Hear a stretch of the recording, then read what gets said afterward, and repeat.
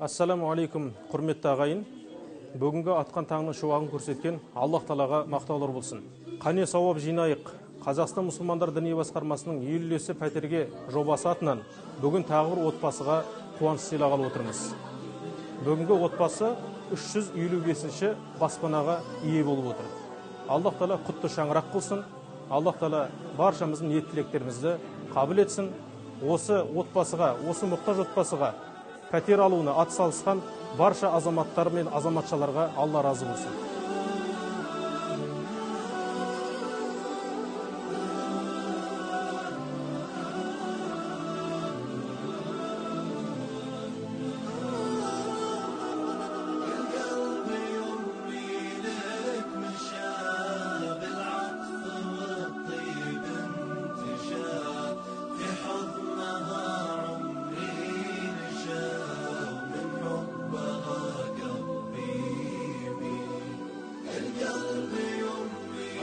Және Айсұлуның бала шағаларына Құран сыйлағым келіп отыр.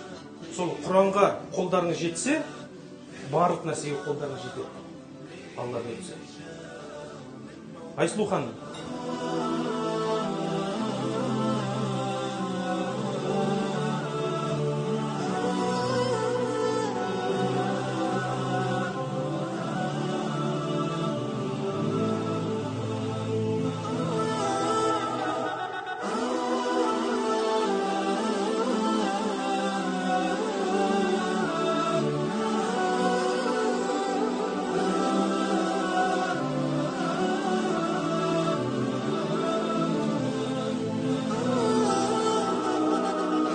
Қазақстан мұсылмандар діни басқармасының ел үлесі пәтерге жобасы атынан 355-ші баспананы Айсұлу ханым сіздерге бұйырып отыр.